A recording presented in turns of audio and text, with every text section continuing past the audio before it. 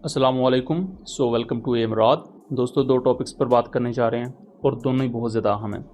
पहला हम बात करेंगे कि काउंटर टेररिज्म की डोमेन में पाकिस्तान की तरफ से एफसी बलूचिस्तान ने एक बहुत बड़ा ऑपरेशन किया है जिसमें 33 टेररिस्ट मारे गए हैं और इसमें ड्रोन्स यूज़ किए गए हैं, ग्राउंड ट्रूप्स भी यूज़ की गई हैं और इसकी बहुत ज़्यादा सिग्निफिकेंस है, उसकी बात करेंगे। और दूसरा, इंडियन साइड पर एक एयरक्राफ्ट के मलबे की पिक्चर्स आ रही हैं, उसकी डिस्ट्रक्शन की, और इंडिया क्लेम कर रहा है कि ये पाकिस्तानी F-16 है जो इंडियन ऑक्युपाइड कश्मीर में गिरा है और अब उन्होंने फाइनली अपनी तरफ से सबूत रिलीज़ कर दिए हैं। तो इसको हम ज़रा एनालाइज करेंगे। दोस्तों, पहले टॉपिक की तरफ आ जाएं तो रिसेंटली एफसी बलूचिस्तान ने 8 अगस्त को एक ऑपरेशन किया जोब के एरिया में बलूचिस्तान में। ये एरिया अफगान बॉर्डर के काफ़ी ज़्यादा नज़दीक है और यहाँ 33 दहशतगर्दों की एक तश्कील या फॉर्मेशन थी जिसको पाकिस्तान इंटरसेप्ट करता है जैसे वो पाकिस्तान में दाखिल होते हैं और इन पर ड्रोन से बम्बार्डमेंट की जाती है। अब इनके लिए क्वाडकॉप्टर्स यूज़ किए गए हैं या पाकिस्तान ने अपने शाहपुर 2 जैसे unmanned combat aerial vehicles use किए हैं। अभी तक इसकी कोई इन्फॉर्मेशन नहीं है क्योंकि ये एक जॉइंट ऑपरेशन था पाकिस्तान आर्मी और फ्रंटियर कोर बलूचिस्तान के दरमियान। इसमें 33 दहशतगर्द जितने भी आए थे वो सारे के सारे मार दिए गए हैं और उनकी पिक्चर्स भी रिलीज़ हो चुकी हैं। वो पिक्चर हम आपको यहाँ नहीं दिखा सकते, इसके ड्रोन विजुअल्स के कुछ हिस्से मैं आपको दिखा रहा हूँ। बाकी अगर आप पूरा अनसेंसर्ड वर्जन देखना चाहते हैं, टेररिस्ट वगैरह के प्रॉपर विजुअल्स देखना चाहते हैं तो हमारे व्हाट्सएप चैनल पर वो तमाम विजुअल्स दिए होंगे।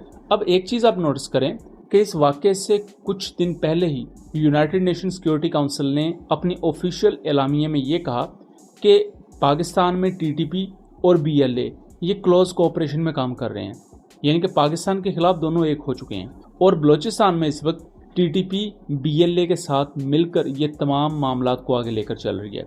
अब यहाँ जो 33 टेररिस्ट मरे हैं इनमें ये हाईली चांसेस मौजूद हैं कि BLA के लोग भी थे और TTP के लोग भी थे जिन्हें पाकिस्तान ने वाइप आउट कर दिया है। लेकिन आप एक चीज़ की मुनाफकत चेक करें कि TTP मज़हब का नाम लेती है और वो नेशनलिज्म को या नस्ल परस्ती को हराम करार देते हैं। दूसरी तरफ BLA बलोच नस्ल के नाम पर सो कॉल्ड बनी है और वो नेशनलिज्म पर बेस्ड है।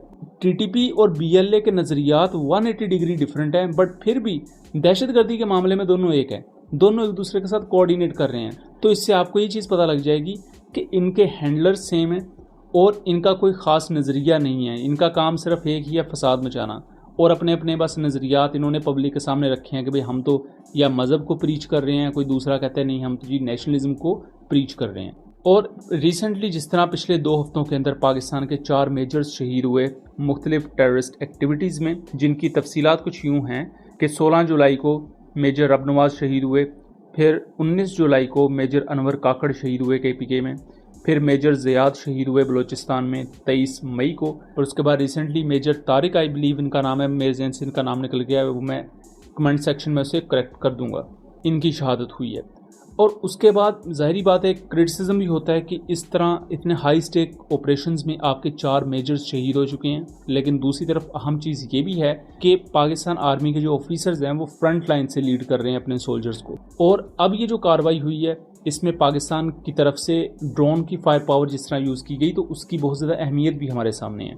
और काउंटर टेररिज्म की डोमेन में एक बड़ा माइलस्टोन भी है जो पाकिस्तान ने अचीव किया है, क्योंकि इस तरह के पहाड़ी एरियाज़ में जहां गारें हैं, सुरंगें हैं, वहां ड्रोन ऑपरेशंस करना बहुत मुश्किल होता है।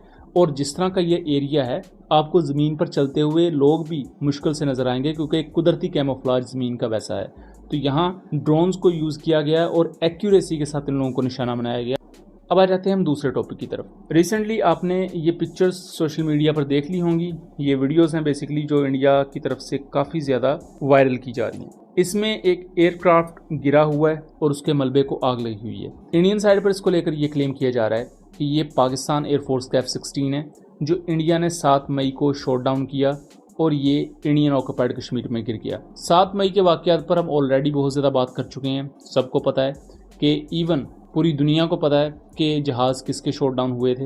इंडिया अभी तक ऑफिशियली कोई भी प्रूफ नहीं दिखा सका कि पाकिस्तान का कोई जहाज़ वो शॉट डाउन कर पाए या नहीं, लेकिन पाकिस्तान क्लेम करता है कि इंडिया के 8 एयरक्राफ्ट शॉट डाउन किए गए और इंटरनेशनल मीडिया 5 को कंफर्म करता है और बाकी के बारे में यही क्लेम है कि उन पर इन्वेस्टिगेट किया जा रहा है। अब उस सब को लेकर इस तरह की रैंडम वीडियोस सोशल मीडिया पर प्रेजेंट की जा रही हैं इंडियन मिलिट्री के माउथ पीसेस की तरफ से। इस वीडियो को मैं फैक्ट चेक करता चलूं कि ये वीडियो मार्च 2019 की है और इस वीडियो के मुताबिक ये एक इंडियन ऑक्युपाइड कश्मीर से एक शख्स ने बनाई थी, जिसने क्लेम किया था कि ये इंडिया का SU-30 गिराए और उसके बाद इस वीडियो को सेंसर किया गया था और ये वाहद एक उस वक्त सबूत था जो SU-30 का निकलकर सामने आ रहा था, क्योंकि फरवरी 2019 में इंडिया ने कम्प्लीटली सेलुलर सर्विसेज और इंटरनेट सर्विसेज मुअत्तल कर दी थी अपने एरियाज़ में, सेम जैसे उन्होंने मई के महीने में भी अपने बहुत से एरियाज़ में किया। लेकिन अपनी हजीमत को और अपने गिरे हुए जहाज़ों को छुपाने में वो फिर भी नाकाम रहे। बहरहाल इस पिक्चर या इस वीडियो को तो हम आपके सामने सबूतों के साथ फैक्ट चेक कर चुके हैं, लेकिन इंडियन साइड पर इस तरह की वीडियो सिर्फ इस वजह से फैलाई जा रही हैं क्योंकि इंटरनेशनल मीडिया तो वो अपने मुल्क में ब्लॉक कर चुके हैं। तो अगर इंटरनेशनल मीडिया इसको देखेगा वो तो मिनट में डिबंक कर देगा।